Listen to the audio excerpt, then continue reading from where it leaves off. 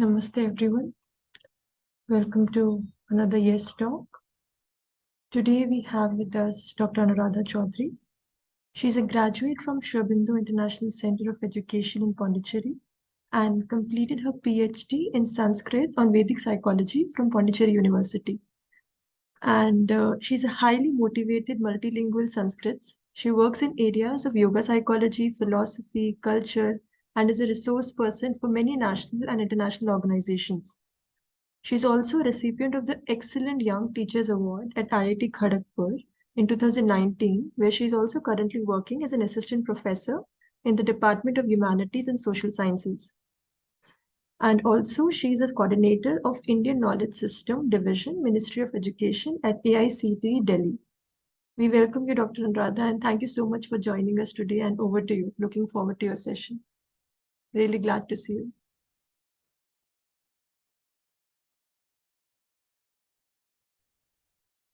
Namaste, and thank you very much for this kind invitation to share a few thoughts on the topic of that we've chosen. And I would like to just start by offering my salutations. First of all, thank you and to Rameshi also and to the entire team for this opportunity. I would also like to start by offering my salutations and obeisances to the Mother and Aurobindo, and then I'll continue. Om Shri Gurubhyo Namaha Harihi Om Om Ya Devi Sarva Bhuteshu Matrurupena Sanstita Ya Devi Sarva Bhuteshu Shakti Rupena Sanstita Ya Devi Sarva Bhuteshu Shantirupena Sanstita Namastasyai Namastasyai Namastasyai Namo Namaha Om Namo Namaha Shri Mirambikayai Om Namo Bhagavate Shri Aravindaya Om Namo Namaha Shri Mirambikayai Shri Aravinda Sharanam Mama Om Shanti Shanti Shanti.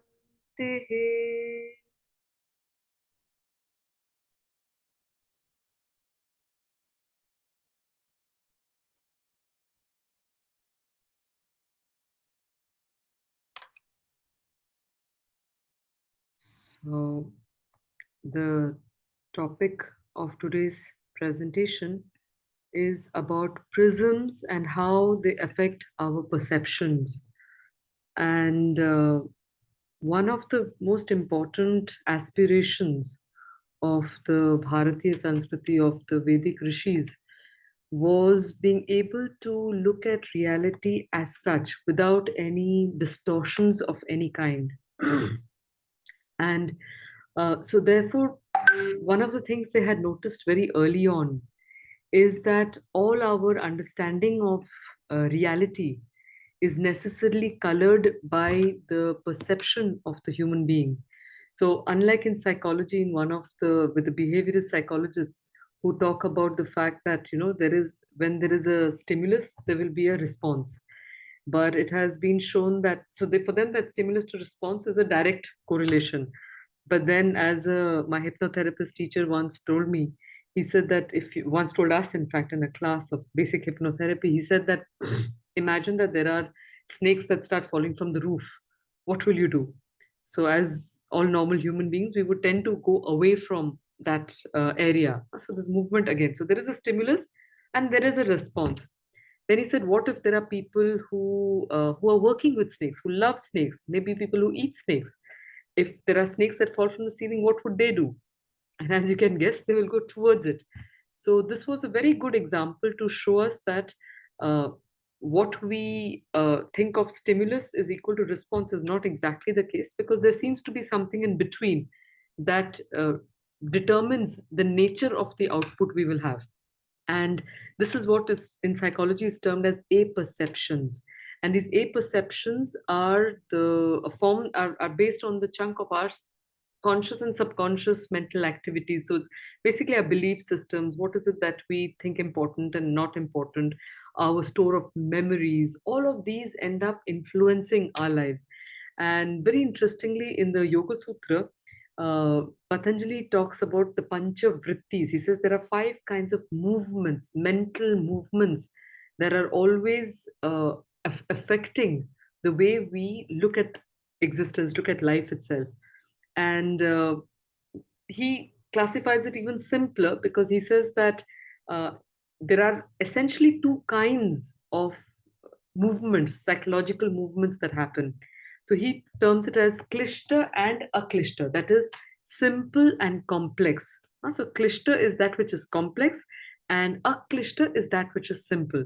So he says that when an incident occurs, let's say the snake that fell, so that is a stimulus that has come in from outside. Now, how we process that information will determine on how we will react. But that processing can be of many kinds. It can either be simple, a klishta, or it can be klishta. Now, what do we mean by that? So a person standing there can just say, there is a new experience that has happened. A snake has fallen. You can reduce it just to, there is a new input in my life. That is like a very simple thing, without adding on to the baggage of, oh my god, it's a snake, it's so scary, once a snake had done this, a snake had killed somebody. That entire storytelling that we do around any input that goes into our system results in a lot of the major distortions that happen in how we respond. I'm talking of a more, let's say, a neutral kind of an episode here, or an instance here, where it's a snake and um, there is not necessarily a personal component involved in it. Uh, but still, we see that the way we conceive of it will impact the way we are responding to it. So if there is somebody who says, okay, it's another being that has come. It does not come here. It's not falling from the ceiling, and it's not coming purposefully to harm me. Then one could possibly be a silent spectator of that event, without allowing all the emotions of fear, etc., to rise within oneself. There was once I was in this Akshardham in Delhi, and I was looking at the story of Nilakantha, Swami Nilakantha, who is the one of the founding fathers of the entire Swaminarayan movement. And there was a story of in his life that struck me as very remarkable, where he said that he had once visited a village, and suddenly all the villagers started running. So when they said, what happened, he was asking people. He says, no, there is a man-eating lion that is around, and so please run for your life, because it's going to harm us, harm you. It's going to kill you. So while everybody ran here and there, he just sat very quietly under a tree. And the story goes on to say that as the lion came and literally sat at his feet like a docile, like a docile cat. So we see that when an individual is capable of stilling their own vibratory nature, doesn't allow the expected movements from the external to disturb the internal vibratory nature of the individual, the internal atmosphere of the individual, then the output that happens has the power to change the even the essential behavior of the creature that we are encountering, or of the circumstance that one is encountering. Another instance that comes to mind, just a quotation of the mother, where she says that if there is a lot of turbulence in the atmosphere, it can even be a war, it can even be a natural disaster, it can be just a huge natural calamity, a natural disaster, like maybe a huge cyclone coming up or things like that. She says if one has the power of absolute silence, of staying absolutely still, then one is that it doesn't affect one is out of danger in that zone. But the more important thing that she says is that it allows the external environment to calm itself. So she was saying that if one can hold peace, shanti at an absolutely fundamental core of one's being across all the levels of an existence, from the physical to the emotional to the mental to the spiritual. If one becomes like a solid block of peace, then it doesn't allow or rather, it can overflow to the environment and bring about that kind of a peaceful environment outside as well. So we see that when Patanjali classifies mental movements largely into klishta, that is a complex, and aklishta, which is non-complex, the awareness of that and the possibility of uh, training oneself in order to arrive at that kind of a silence of being results in the realization of yoga. And in the Patanjali's Yoga Sutra, the definition of yoga that he says is yoga chitta vritti nirodha, which means yoga is that ability to still the mind and to still the movements of the mind. So it is chitta vritti nirodha. The chitta is the mind stuff, vritti are the movements. But again, the beauty of the Sanskrit language here is that when we these words, when we understand the deeper etymological sense of these words, they allow us to get a different dimension of the term itself. So when we talk of vritti, it comes from vrit.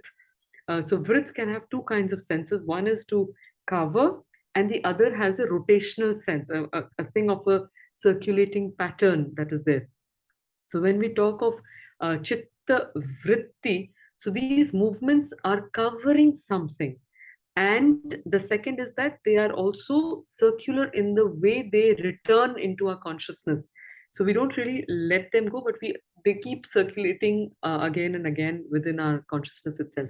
So when we say that yoga chitta vritti nirodha, the entire process of yoga becomes the ability to hold these movements and to still them as much as possible. There are many questions that one can ask about stilling them, but I'll possibly do a drawing and try and share with you what I understand about the stillness of these movements.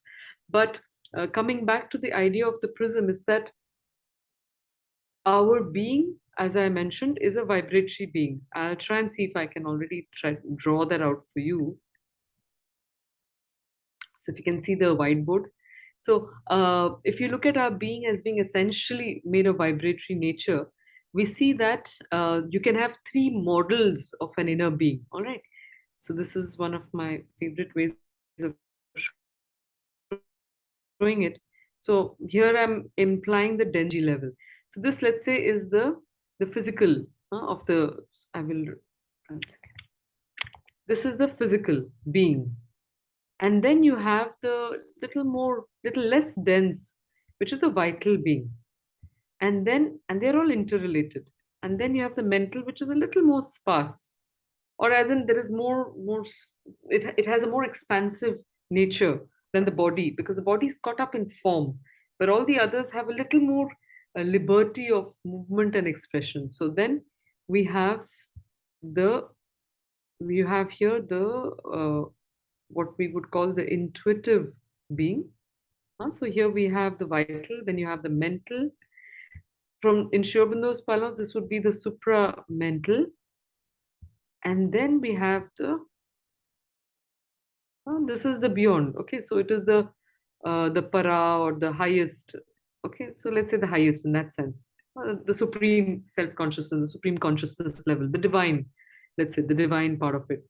Okay, and we see that it's all interrelated. And what we see is that in the human being, this is the aspect that is a personal aspect. Okay, the mental frequency, the physical frequencies in working with the emotional, vital, because it is connected to our prana, the way we breathe, etc.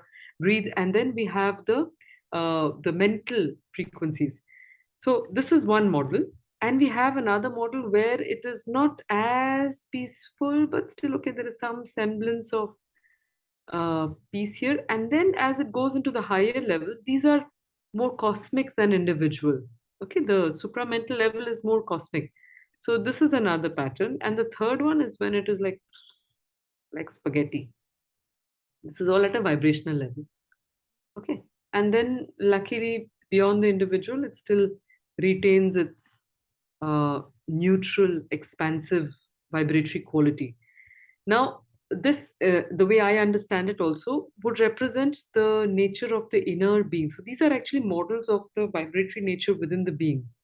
And this is, as you can see, if we have to use the lens of klishta and aklishta, so complex or non-complex, we see that this is a very complex series of patterns that are moving in the system.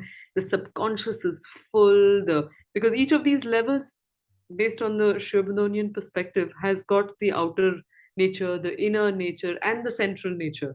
So this I would consider to be the central nature, which is unaffected somewhere. This, the more outward we go, the more we get caught up in these in the noise of our daily existence. And this noise is also very interestingly related to the this noise is also very interestingly related to the kind of inputs we have. So I'm just going to do this as showing this is the human mind. Let's say that's the human mind and physical, or rather this is the human inner atmosphere. And this inner atmosphere is impacted by the inputs which are determined by our senses. Okay, the senses play an important role in determining the quality of input that we receive. And then there is an output which really happens in the sense of the our thoughts, our speech, and our actions.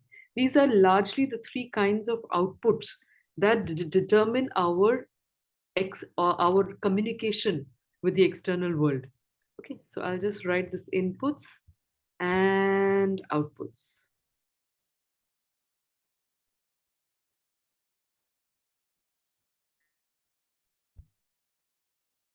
Okay, so and this is the internal processing.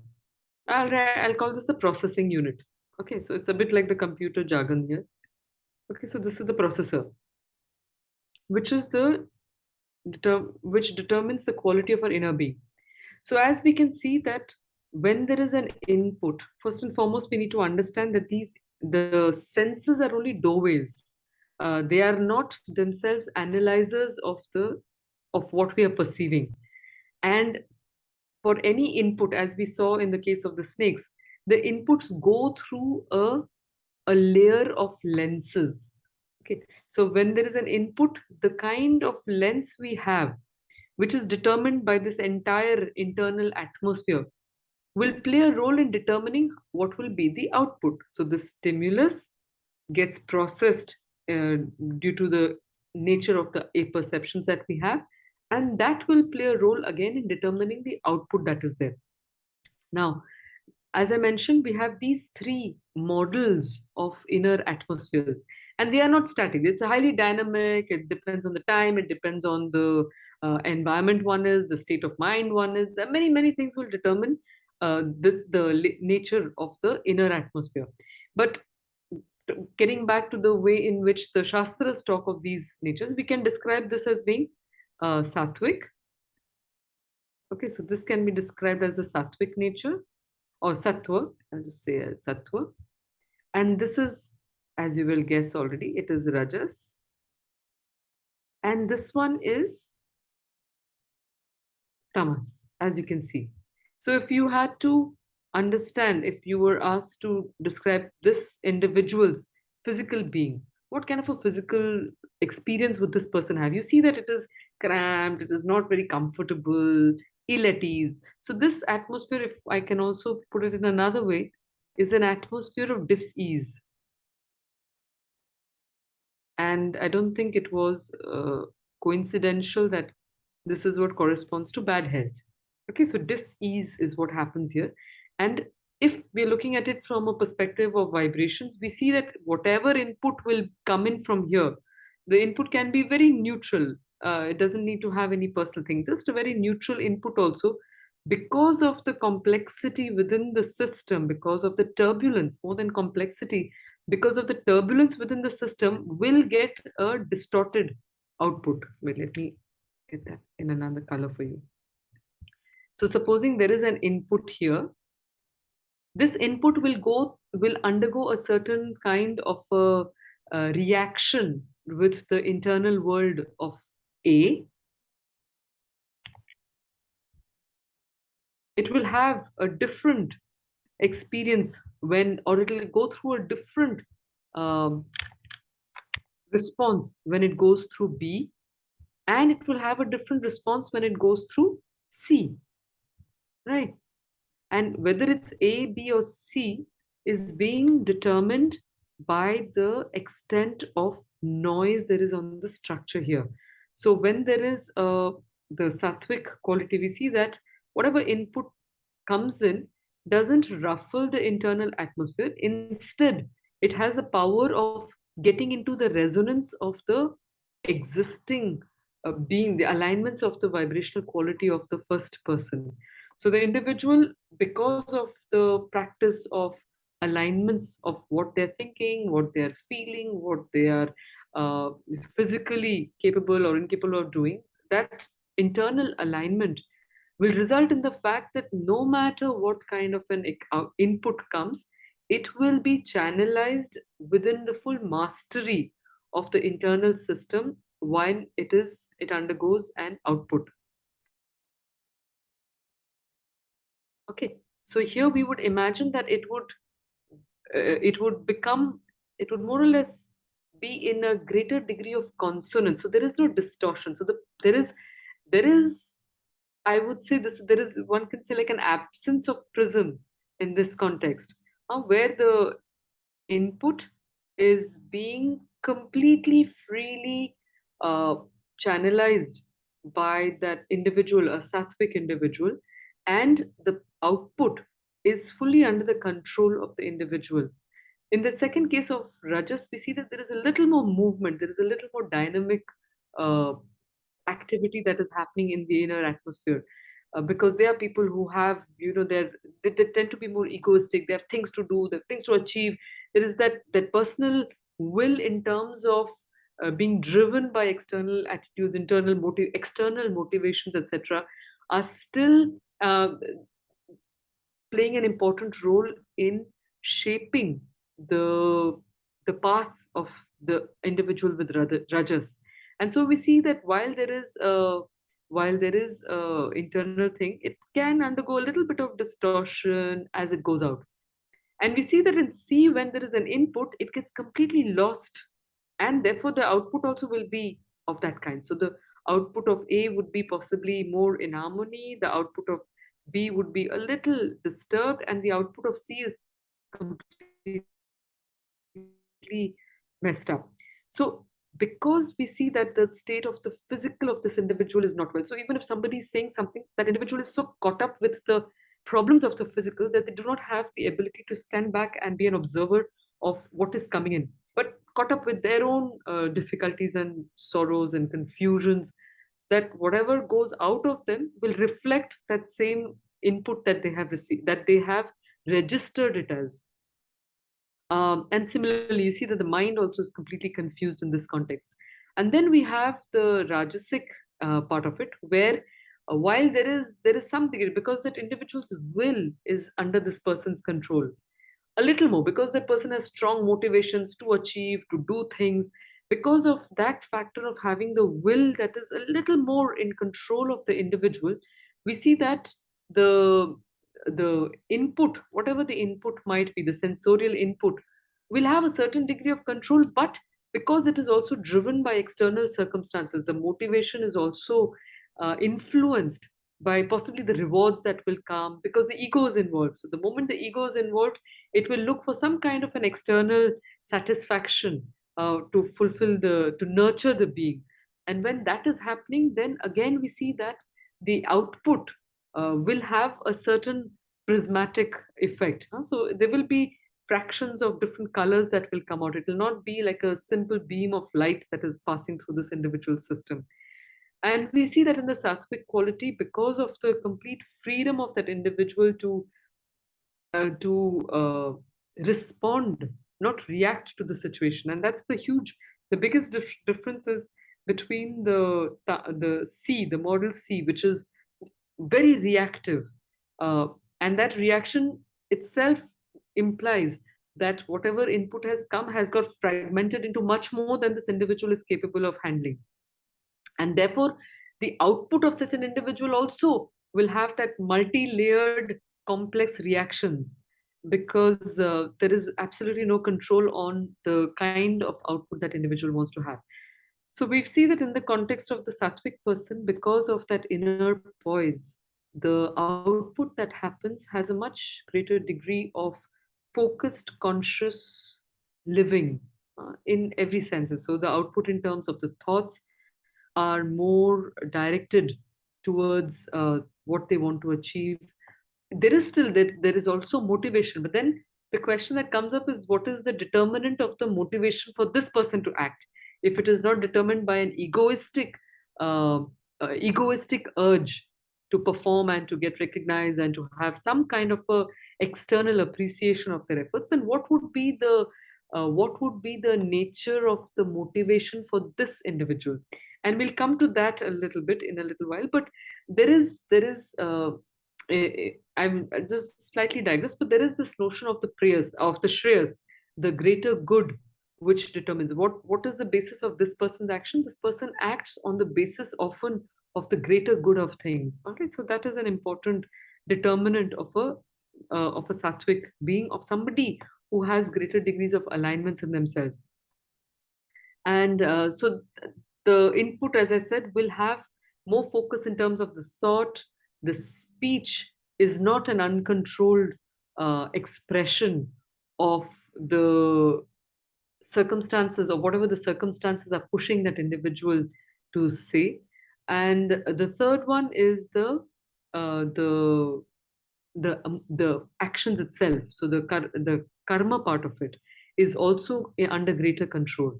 So we see that how the internal vibratory atmosphere, which is determined by the different qualities of the being, the different value structures, the different memories one has, all of this plays a significant role in shaping the nature of the refraction or absence of refraction that will happen following an input of the through the senses into the mind stuff. So coming back to the Yoga Sutra, it starts with this particular verse where it says Yogaha Chitta Vritti Nirodhaha. You'll also hear it with the typical Sanskrit Sandhi, which is Yogash Chitta Vritti Nirodhaha, which means yoga is that ability to hold, or rather, it is the ability to stop the mental movements, so that the chitta, the inner consciousness stuff, is quietened. Then the next question is, then what happens? It says, Tada drashtuhu swarupe avasthanam. When that quietening takes place, then the self is established in itself. So the higher consciousness, this truth consciousness, is reflected at all levels of that being. Because then you see that the moment the inner vibrations are quietened down, then it starts resonating with the frequencies of the highest. So if I have to bring this down to the, or let me take the next line, and then I will talk of it in the context of the integral yoga. So when they say that, okay, naturally, so when yoga says that silencing is important, because if you do that, then you will be established in the self. And the important thing is that when this is silent, then the registration of whatever comes from outside is happening without any distortions. So this absence of distortions is the desirable goal of any yogic practice. How can we perceive the world as such, without any lenses, without any coloring, without any signal distortion? These are all different terminologies just to express the same thing of, can we perceive reality as such? The importance of that is vital for our I would say, in a certain sense, our success in living life to its fullest from a spiritual point of view, is that when we are when we don't have any distortions in our perceptions of reality, then we are able to make decisions. I mean, all of this leads to being able to make decisions, because we are all making decisions. And I had once done we had done at IIT Kharagpur a course on mindfulness, and the topic that I had chosen was on mindful decision making. And one of the things that struck me there at that point, I was researching on it. So they said that in America, at least, an average adult makes about 32,000 decisions in a day.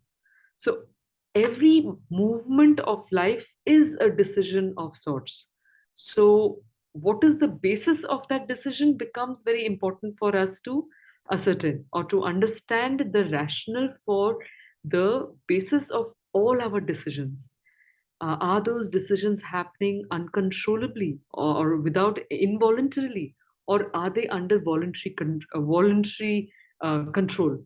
And the effort, therefore, of all yogic practices is how do we go from a diseased condition of involuntary,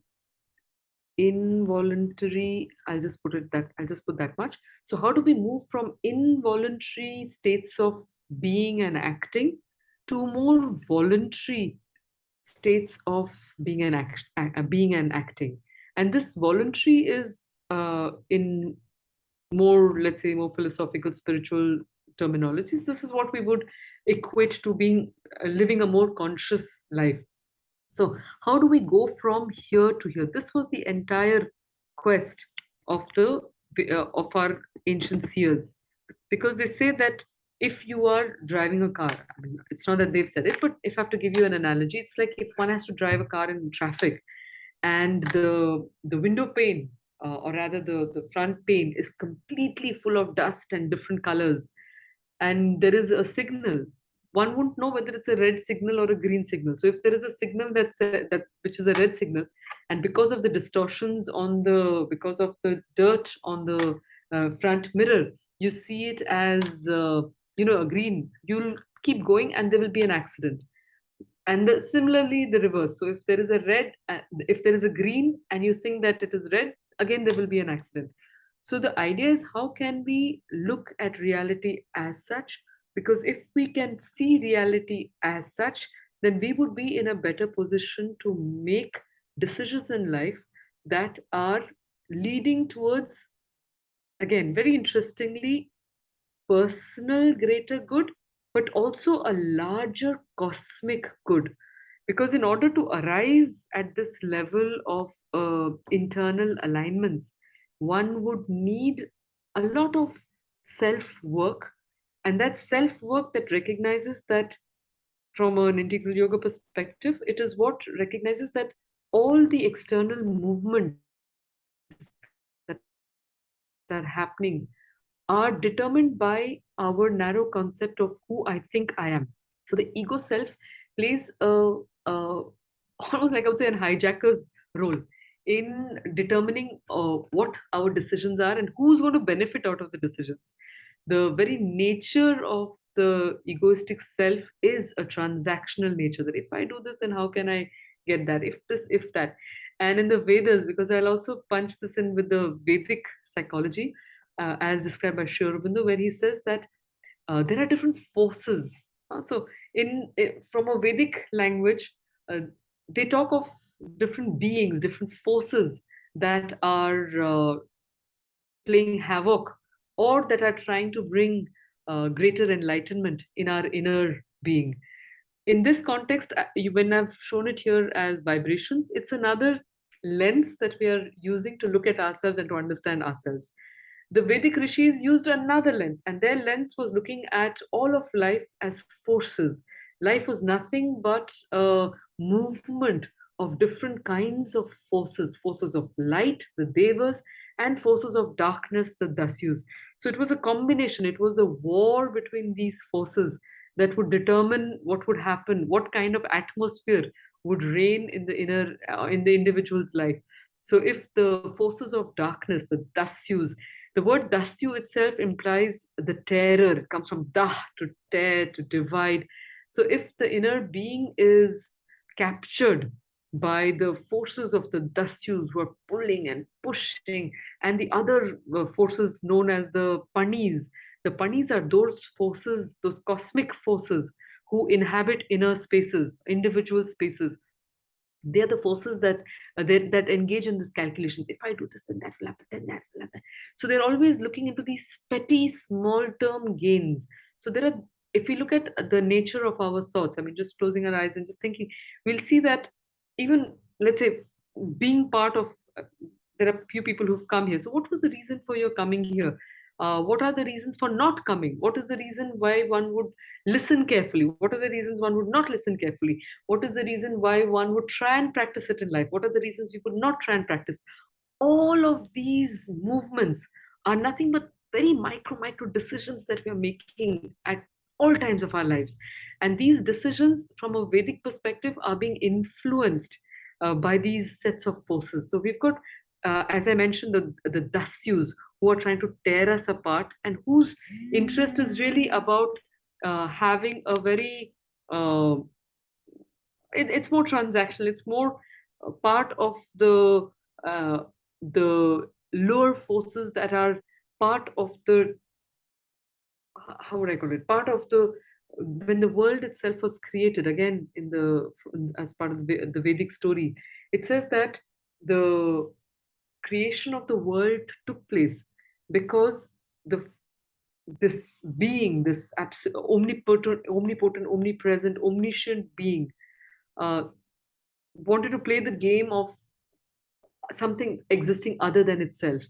And in that process, it created, if it was a being of light, it created darkness by removing itself from a certain space. The moment there is light and light removed itself, darkness became the looming reality. But darkness in itself did not have any existential truth, because darkness was the absence of light.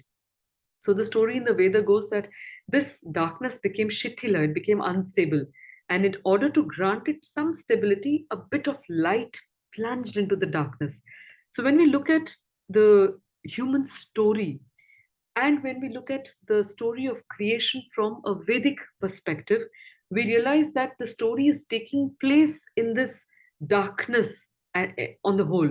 And this darkness is also helps to explain why it is so much easier to fall rather than rise, because the forces that were created in the process were powerful, and they had an interest to keep us in that, like hold us back in those, in our limitations, so that the, what Shravandu also adds here in the Vedas, he says that the role of the dasyus is, again, you can look at them as a friend, you can look at them as a foe.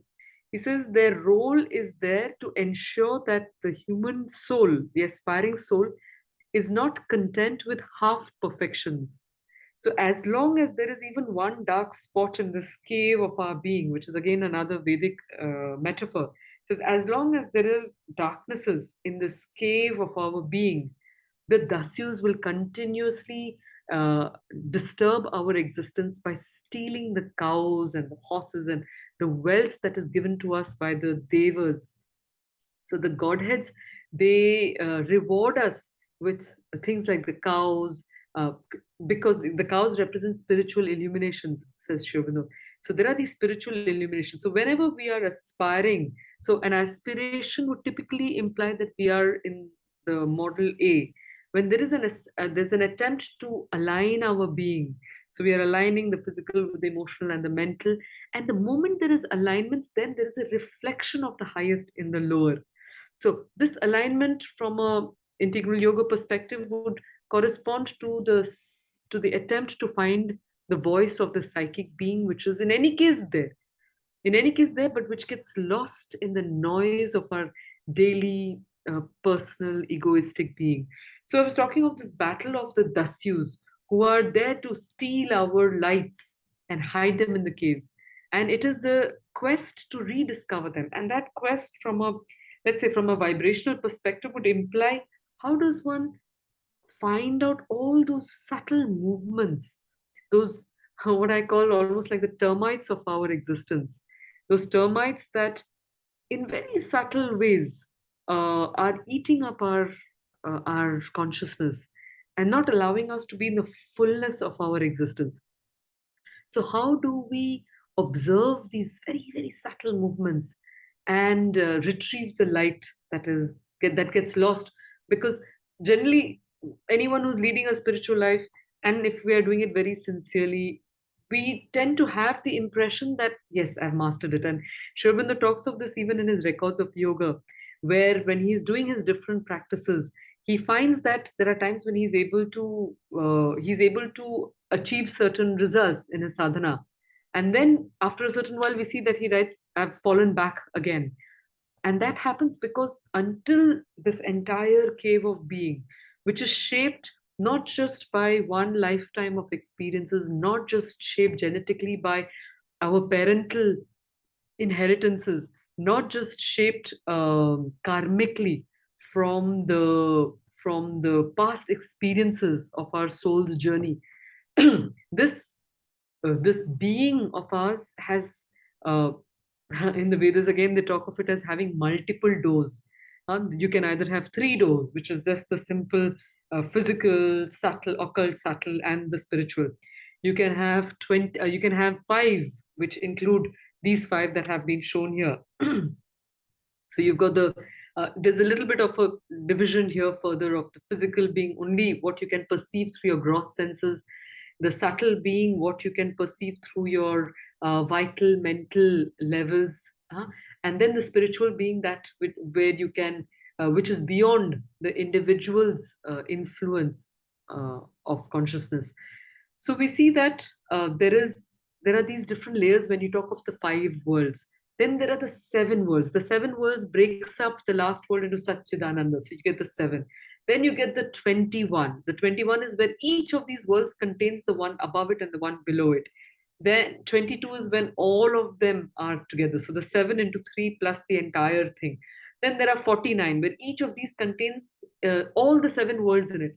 So when, again, talking of it from an integral psychology perspective, when they talk of the inner vital, the inner physical vital, it's all these multiple permutations and combinations of internal movements that are there in our being that determine the complexity of,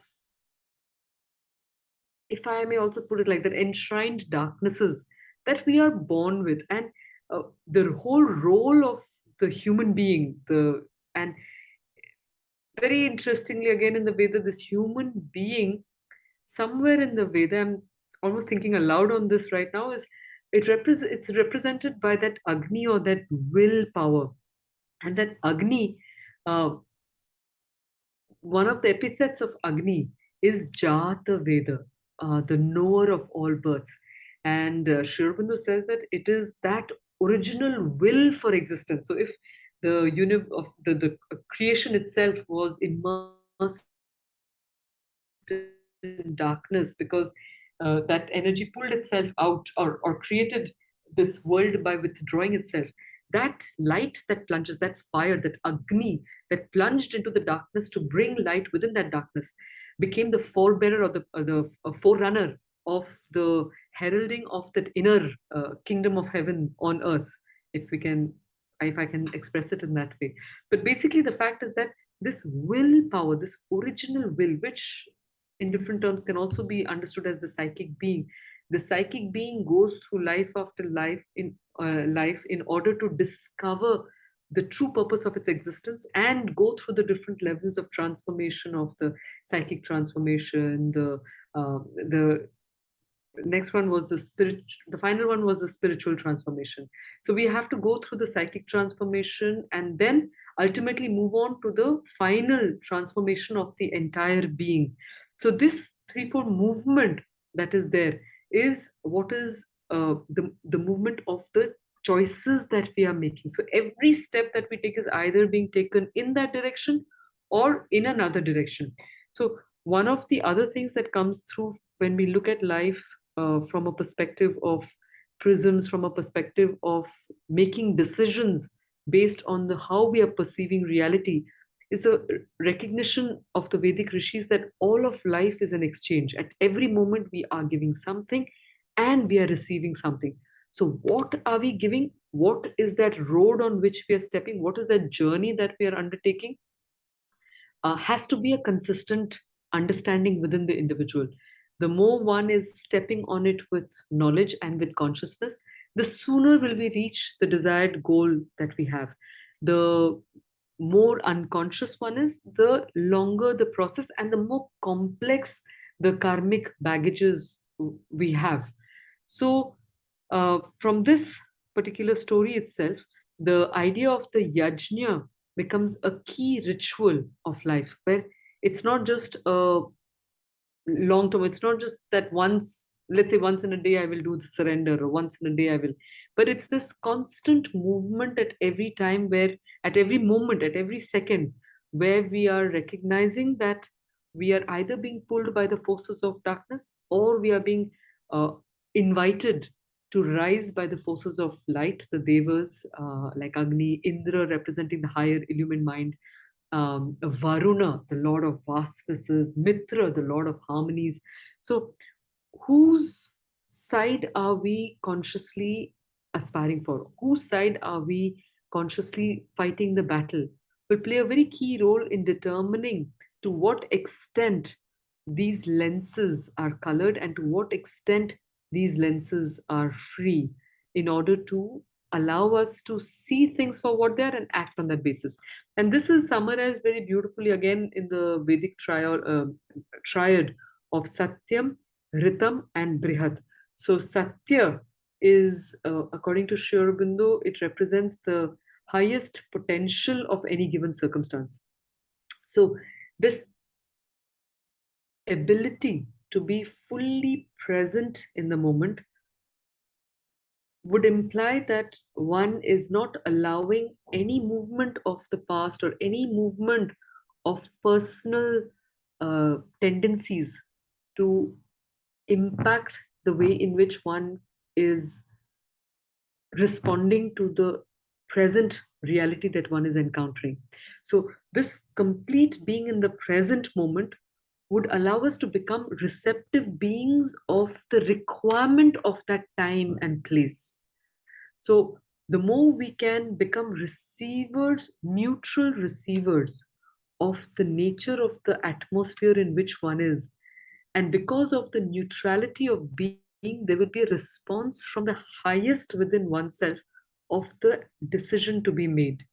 So, Sri Aurobindo talks of this as Rita, doing the right thing, the dynamic truth in action.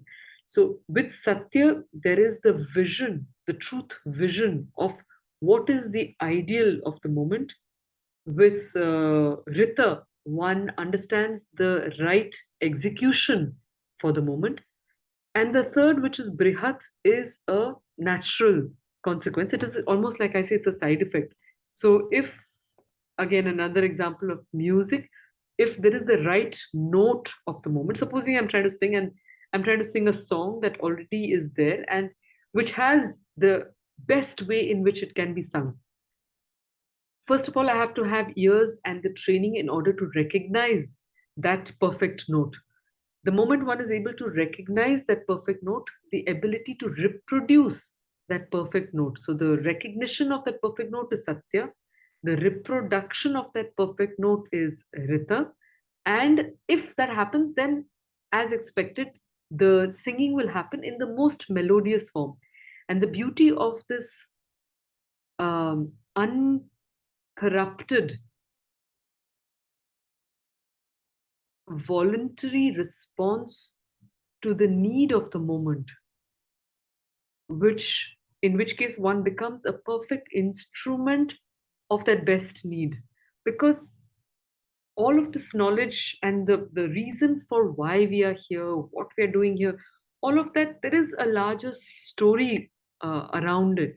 So when one is able to silence these movements of the inner being, then one starts resonating with the tune of that cosmic orchestra.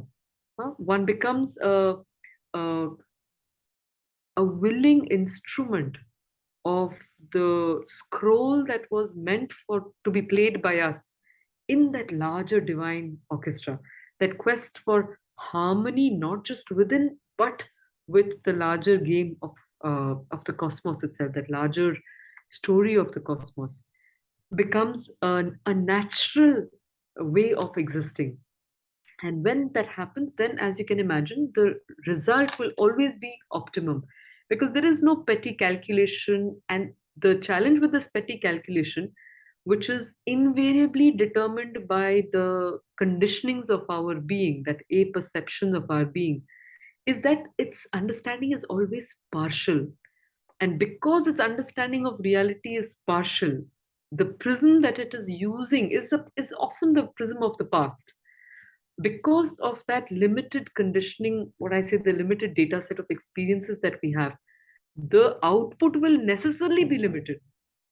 But the big question that the rishis had asked is, can one have a completely 100% experience of reality?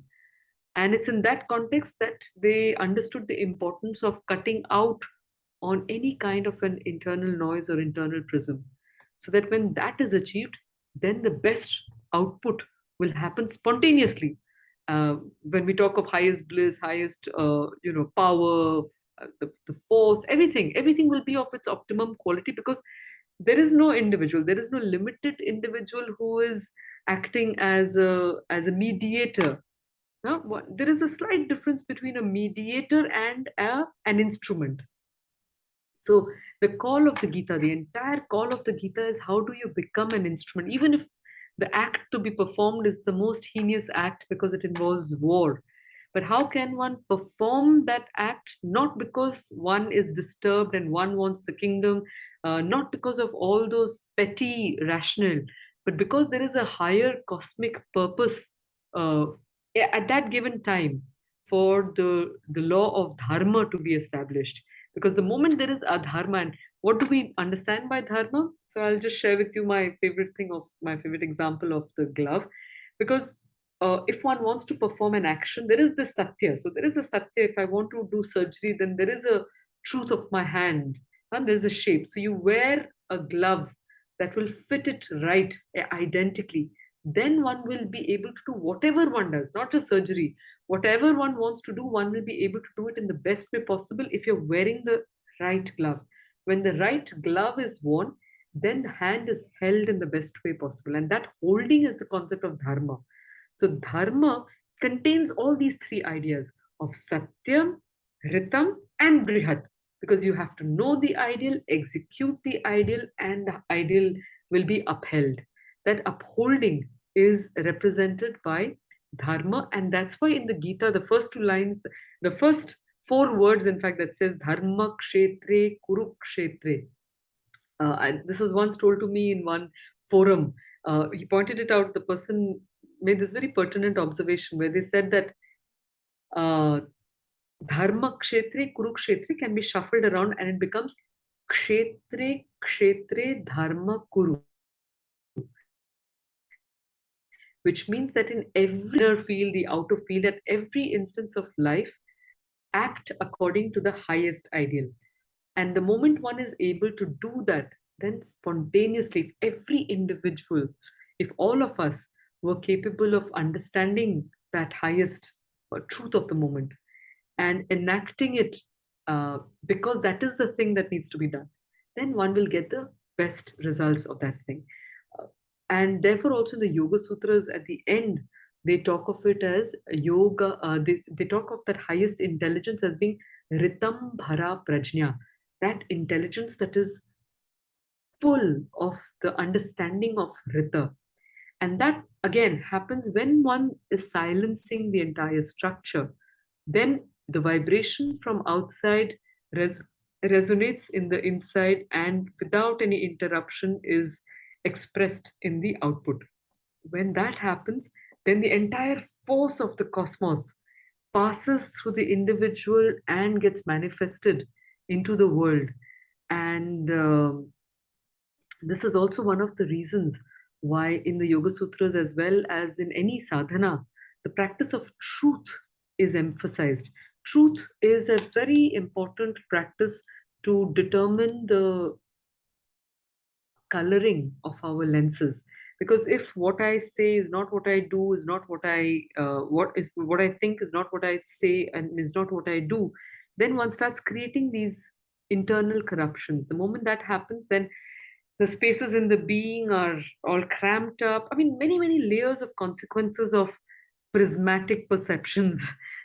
That complexity, the more clished the inner being, the less the prana flows, the less one is able to see things clearly. So the more darknesses there are.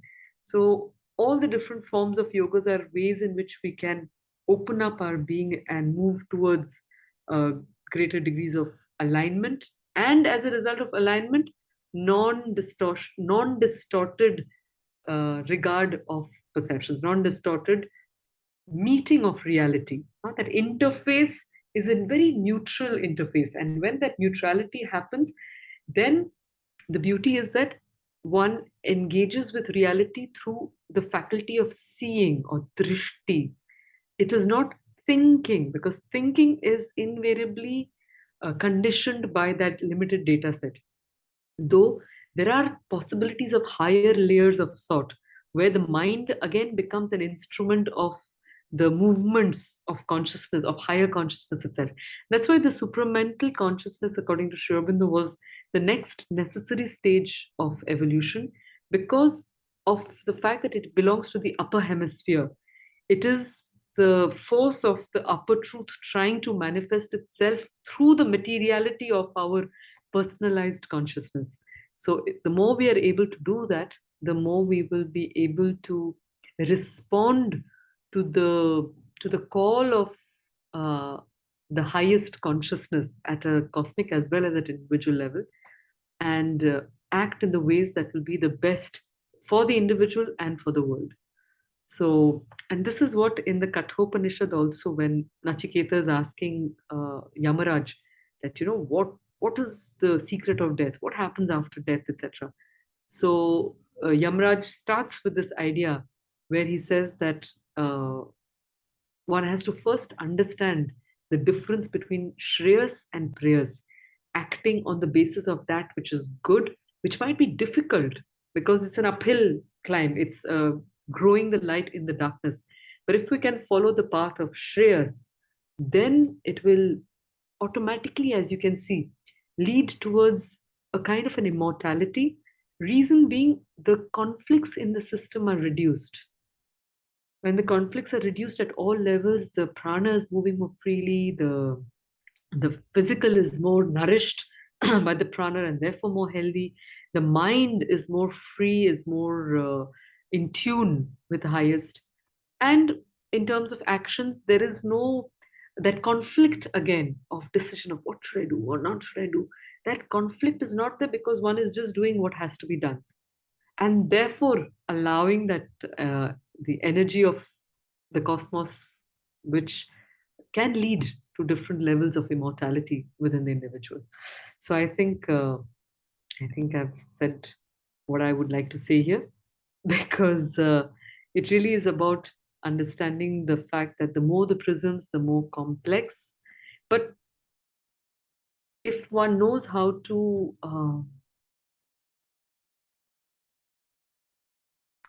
possibly even position, because we are mental beings at the end of the day, but how can we invoke Indra? How can we even align the mind? Even that is a chiseling. It's not like a complete disappearance. The mind remains, but how can that mind be chiseled exactly to reflect the light of the highest in the consciousness, which will determine the final output? So thank you very much, I think. Thank you so much. Thank We you. can just open for questions in case anybody would like to ask anything. I can see Madan Lalji, whom I'm seeing after many, many, many, many years. I don't know if he remembers me.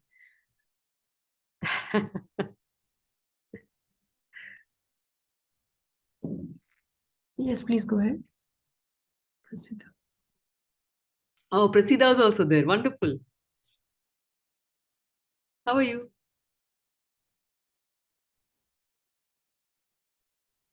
Oh, and I'll be close with that exercise of mind, please. Aditi. Aditi. We'll close Sure. I with that think if exercise, please. Prasida wants to ask Ah, something or she's just acknowledging her presence. sure, sure, sure. Okay. Do you have a question? Yeah, can I ask something? Yes, please go ahead. Yeah, I think from cognitive studies point of view, the stimulus driven this input and output. And we know that there are brain waves and it falls into different categories, that beta, alpha, gamma, delta, or so. Now, another aspect is that uh, in if we go that there has been one Spinoza, and Spinoza's philosophy was the pantheism, and also later on we have panpsychism. So, could these be this sattvic, rajasic, tamasic, this kind of things could be elucidated in those lights of this neuroscience or these signals, what we get from the brains out of vibration, something like that, please. So if I have to answer very honestly, I haven't read enough of Spinoza to be able to make any connections there. But I think in terms of brain signaling, neuroscience and all, I think that the simpler the brain patterns, the more calm they are, the more effective one becomes. That's why people in meditative states, that's why meditation and all are highly recommended, because they had to calm the brain patterns, the signaling of the brain. And the more that is happening, the people become more effective in their functioning. So that's as much as I would like to say on that, because I'm neither a neuroscientist to give you more details on that. So I hope that has helped a little bit. All right, thank you very much. Yes, Prasida, how are you? Yeah, I'm good. How are you? Great, great to see you. Tell me. Yeah, great to hear you. Great to see you. And thanks for that wonderful and interesting lecture. A lot of stimulating thoughts and views. I have two questions, and I don't know whether we have time to take both. But my first question is related to the uh, to your understanding of klishta and aklishta. So I wanted to know that you have put it in a very neutral way. That which is complex is klishta, and that which is non-complex is, aklishta. But usually the understanding that I get to hear quite often is klishta is that which is loaded with klesha, and aklishta is that which is not loaded with klesha. So I wanted to know what is the reason behind putting it so neutrally and so simply. And is there a connection between these two views also? Yes. All right. So the first of all, my understanding of this klishta and aklishta is the fact that if I have to understand mental movements from a pattern perspective, again, see, all of this can be read through different lenses. So if you want to read it as patterns, psychological patterns. So when they talk of the kleshas, like avidya, so that's the first, where you've got your foundational perceptions of the reality which are distorted, which means that one mistaken temporary to be permanent, the unreal to be real, and the non-blissful to be blissful. Those are like very fundamental distortions that happen. And they don't, it's not that one is born with cliches in that sense. I mean, they can be accrued over one's life's experiences. So one can get into deeper and deeper avidya if one is not making the effort to watch how one is responding to the world. And that is where the simple classification of klishta and aklishta as being complex and non-complex occurs. That is more of a practical suggestion for action. What I mean by that, I'll give you a personal example. So there is a path that leads up to our department building. Okay? And that path has a certain footpath which is full of holes. And the design is such that it is quite a holy design. And very early on, I realized that it's not the most conducive for women to walk on, because you have heels and they can get into it. And when it's rainy, it gets puddly, etc. So I realized it. And I was disturbed about the fact that it has continued like that and it can be risky, etc., etc. Now, the thing is that every time I have to walk that path every time, right? If I'm going to my department, I have to walk that path. Now, there are two ways I can walk on that path, largely. I can walk on that path, and every time I walk on that path, I have all my reactions as if it was that first time when I was really disturbed about how the hell did they, not think about it? Why? It's so dangerous. Da, da, da, da, da. Every time I walk on that path, I can do that. Or I can tell myself, the path is what it is. I have to be careful, and I walk that path. In which case, I don't allow these subconscious reactions to rise up and disturb my entire frame of mind. Because we talked just of asmita, we talked of avidya. The second kind of klesha is asmita. So I think I have a point and I'm going to make that change, and I tried making changes, but it didn't work. So if I attach my egoistic attempts to that particular experience, I will get more and more angry every time because I've tried to put in that efforts and still it is not there.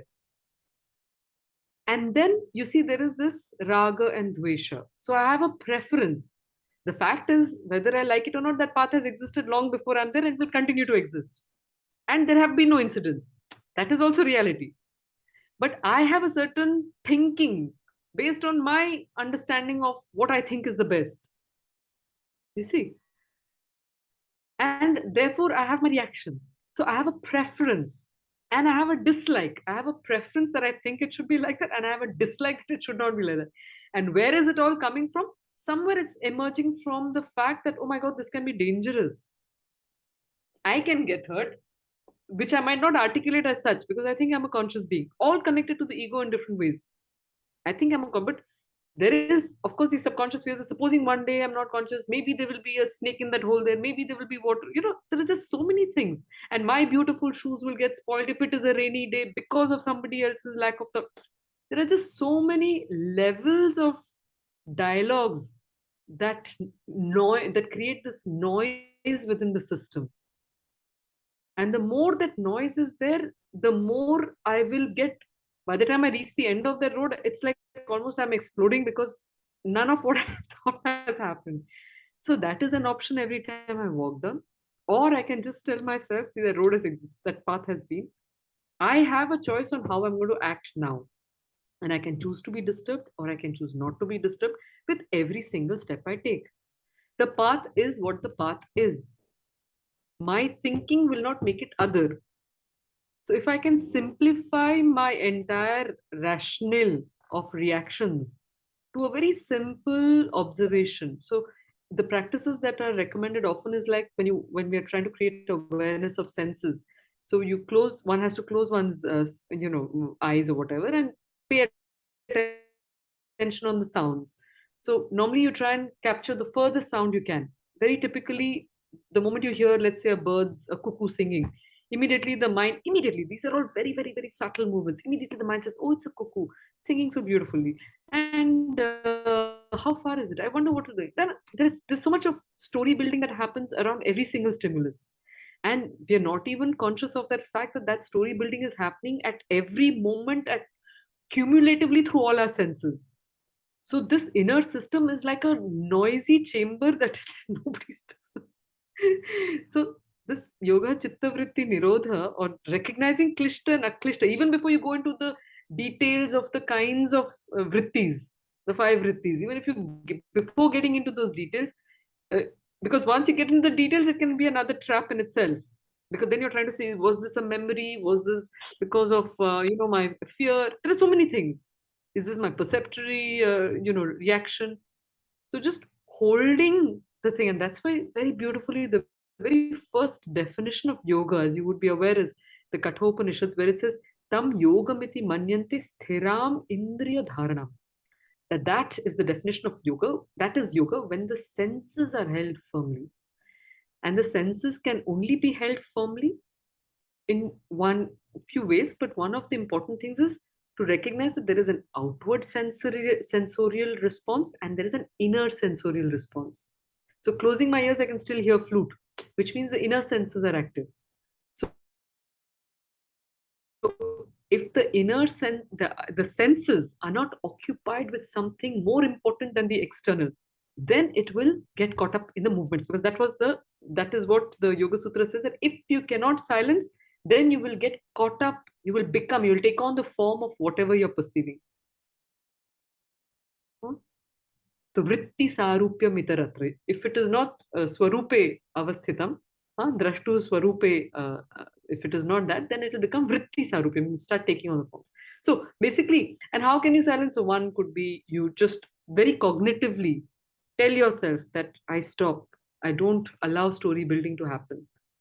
And secondly, one can either follow a mantra, because that has its own vibratory thing, or think of a guru all the time, or think of anything. So this tuning the inner senses towards a source of no noise is a powerful technique of consciousness to quieten the potential turbulences that external senses can generate in our system. Thank you so much for that. You've given, again, a very complex understanding, but what I take from it is if you can just stay in the moment and not let the past come into the present, I think we can keep it simple, or what you would like to label it as kind of a klishta. Yeah, I would just like to add that it's not even just staying in the present. The quality of staying in the present matters. Like I can be fully in the present and fully furious. Sure. Which yes. will not work. Or I can be fully in the present and be completely undisturbed. True. Yes. Thank you so much for that. Thank you. I have one more question, but if somebody else wants to ask, maybe they can, ask first, and then if we have time, maybe I can, if you can allow me one more question. I think Sakshi wrote in the chat box that she wanted to ask. Sakshi, if you can quickly ask the question, keep it short, so then. Yes, good evening, ma'am. That Good was a evening. really nice lecture, and I was very, I really liked the models that you explained about Sattva, Rajas, and Tamas. My question is related to the prism effect, and what I want to ask that, like whether it's yoga practitioners or like other people who have the habit or who have the habit of chanting, let's say, yoga sutras in their lifestyle, and they're using it very regularly, consistently.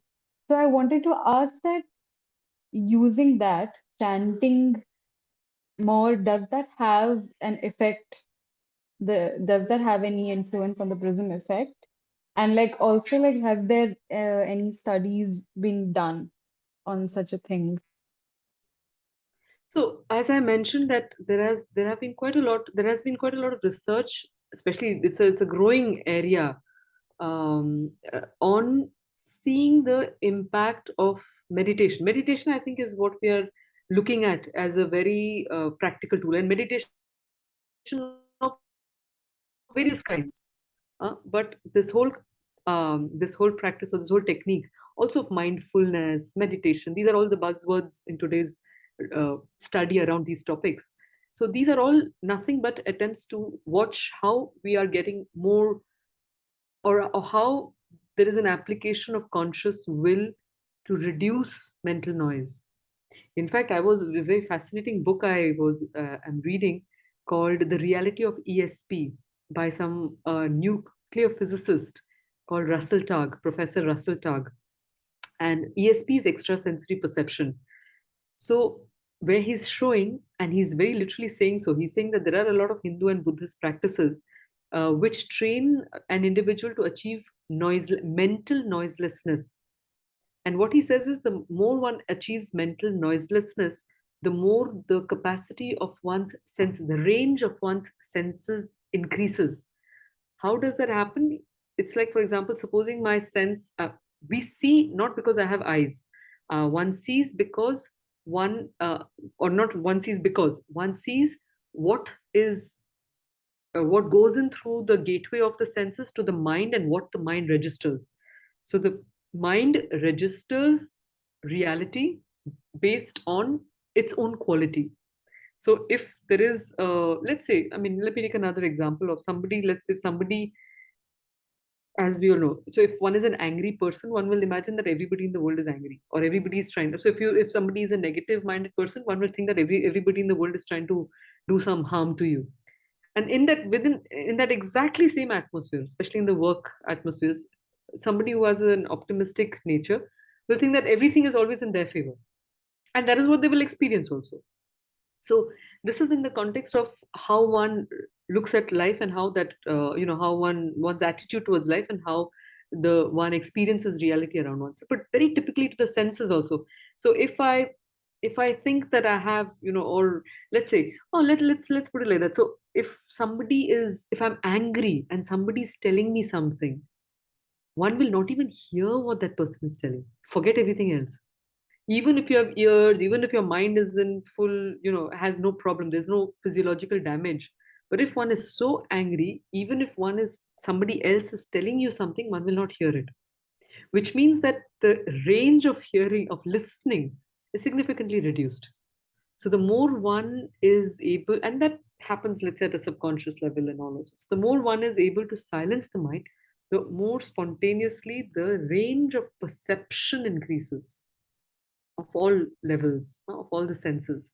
It's a fascinating book, the reality of ESP, and they've done experiments all over the place. And one experiment that I remember, two of them actually. One, he says that there was an artist who had the special ability. So some people are born with it also, but it is something that can be practiced and acquired, is his claim. And he says, I've done it systematically.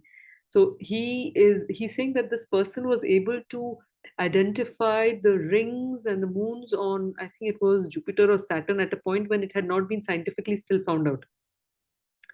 Which means that the silencing of the mind stuff had allowed the range to spread so far. Because then the grossness of reality loses its validity. And like I said, we'll end with that experiment, that exercise. So that was one. The other thing he says is that there was one person sitting in the room who was able to read the lines of a secret document that was hidden deep that was buried under the ground in a vault of the army. So this person sitting here was able to tell everything. So these people they were very anxious. How the hell did they, do it? So he says that at the level of consciousness, when one tries to hide something, it becomes psychically more charged, and you spot it. Because you're putting more energy into it, no? To hide something, there's a lot more energy that goes into it. So it becomes more obvious to somebody who's who has that plane of getting connected. Yeah, I hope that answered in some way your question. Yes, ma'am. Thank you so much. That was very clear. I just I was very curious about wanting to know that does chanting really have that Oh, effect on, yes, yes. and like especially the usage of Sanskrit language, like does that have an effect? Oh, now you're getting into another lecture material. Yes, This is a for very the dangerous next topic, and time. Aditi is saying, don't go there. Don't go there at this time of the night when we've already crossed the time limit by 17 minutes, and that is not a place to go right now. But in a nutshell, the power of the mantra is when there is a complete neutral, when there is absolutely an undistorted reflection of the effect of the sounds of the cosmos. So there is a seeing of the vibratory quality, the experiential quality of every sound. Every sound in the universe has its intrinsic experiential quality. So if you say ah, you will feel a certain way. You say ooh, you will feel a different way. And when that passes through a very calm human system, which is what the rishis had, then it is expressed through the mouth in an undistorted manner. The language that had first captured this, one of the languages, is the Sanskrit language. And therefore, the mantras have the power of stilling the being and giving us the original realizations of the rishis, Vedic rishis. Because it is sound. At a subtlest level, we are sound. So when we keep repeating it, then the rest of our being starts resonating with that vibration, because there's nothing personal about it. And when that happens, then experience automatically happens, because it restructures the inner atmosphere of the being. Okay, and then there was another thought that just came like that. I forgot. Take care. So the mantra has that. And then, of course, with the Sanskrit language, because it's, what I wanted to tell you, there is one, you must listen to this YouTube by somebody called Anthony Metvier. He has on how do you block negative thoughts. And he says that he had a super active mind and almost depressive and tried every kind of, drug possible to keep it silent. He said finally he met somebody called Gary Weber who taught a lot of Sanskrit verses and Sanskrit lines. And he says, just the repetition of that, and one fine day I had blank mind. Okay. And one of the reasons, physiological reasons for that is because the Sanskrit language does a very systematic touch of all the parts of the mouth, which correspond to the different chakras. So mantra chanting, precision of mantra chanting is important because you are doing you're doing precise energy networking. So instead of Shanti, if someone says Shanti, the energy circuiting is very different. And therefore the result is different. Not that if the intention is super pure, then you can say anything abracadabra, you will have experience. So it's not dependent on that precision. But if you have perfect intention and you have precision, then you have an amplified result. So that is that was that. And of course, the breath, the Sanskrit language is the only language in the world that I've come across that requires your awareness on every single on the quantum of breath in every single utterance. You cannot speak Sanskrit without your consciousness taking into account how much of breath am I going to put into this. What is the length of that breath, the force of that breath. And when that happens, the thing that is closest to our existence is our breath, which happens involuntarily. So the Sanskrit language subconsciously has the power to create a voluntary relationship with our breath. And that is what breathing, pranayama does. It makes our breathing. And so when you can distance yourself from something as existential as breath, that ability to create the distance also allows a little bit of distancing from our thoughts, from our emotions, because we know that I am not my breath, I am not my thoughts, I am not my thing. I have each of these, and therefore I can connect to the I, and then I can engage with the world as a witness, the sakshi bhava, rather than an engaged actor who's playing somebody else's script most of the time. So. Thank you, ma'am. My answers are very long. But it doesn't matter. I hope it made sense. Yeah, this is good. I think Aditi, maybe probably looking forward to the next lecture on this. Aditi is now nodding furiously. Just stop now. Now stop. Hey, but my exercise. We will stop only after my exercise. All right. Yeah, sure. No, I'm just nodding that because I like listening to you. I'm like, yeah, I can go on. But maybe we can have you for another session on maybe say power of mantras or something like that because it's always a joy to hear. Okay, we can do the exercise which you are saying and maybe close with that. Very quickly. Yeah, sure. It's an exercise. If you've heard previous lectures, you might have also come across this. It's about like if you look at your hand, what do you see? Those who are present here, if you're looking at hand, what do you see here? Just unmute and answer. What do you think? I'm a very external senses based answer. Lines, color, pattern, shape, right? And because you can watch your hand, your palm and all, you're going to put mehendi and decorate your hands. Potentially. It'll make sense. Now, supposing you were wearing an infrared lens where you capture heat, will you, at that point, you will only see heat waves. Will you put mehendi and all? You would not. Supposing you wore an X-ray lens. We're talking of the prisms and the lenses. What will you see? We'll see the bones. Now, supposing you have to pick up something, like you have to pick up a heavy thing without that lens, like with your normal eyes as they stand as this lens, versus with with an X-ray lens. Will you pick up heavy objects in the same way? You will not. And because you'll see the stress and strain on your bones, and you'll be 10 times more careful about what happens to it, right? So the object we are seeing is the same, but the lens, the change of lens will determine the change in the manner in which we are behaving with that object. All right. Now, supposing you have a very powerful lens and you're looking at it, biological lens. So what will you see? Feel free to answer. Like, what will you see? Very powerful biological lens. Cells. Kya bola? Cells and all. Even more powerful till you arrive at a quantum lens, where you're looking at your hand as a quantum reality. You'll see fuzzy energy stuff, right? It's just vibrating particles. That's the quantum reality. It's nothing but fuzzy vibrating particles. All right. Apply that lens on yourself and ask the question, who am I? Apply that on everybody around us and say whether Aditi exists, Prasida is there. Is anybody really there? Okay. Now the fact is that our reality is simultaneously this multi-dimensional truth, where our gross thing exists and how do we deal with it, and the subtlest exists. So who are we becomes a very, almost like a very literally mind-blowing prospect, huh?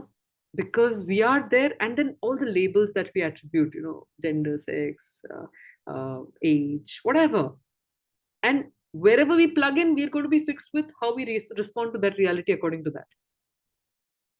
So what any spiritual tradition, when I say any, it's across cultures, whoever has bothered to use the quantum lens has arrived at the same realization in different terms.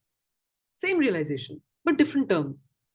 And different ways of representing it again. Some will say there is nothing, some will say there is one, some will say there is many, some will say there is only energy, whatever it might be. But the fact is that different from who I am? Where does that difference begin? Etc., etc. Many questions. So this, when we talked of the Brahma Jnana, so the term Brahma means that which is expanding, expansive. And it's not size, it's quality.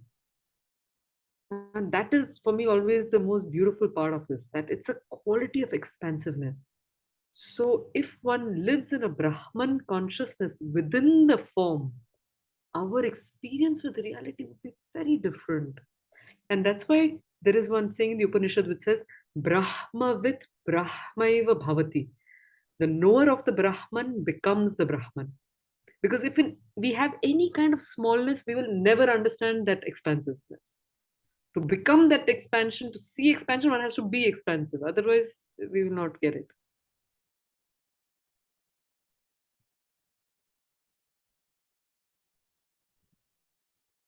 Yes. Oh, that was the exercise, basically.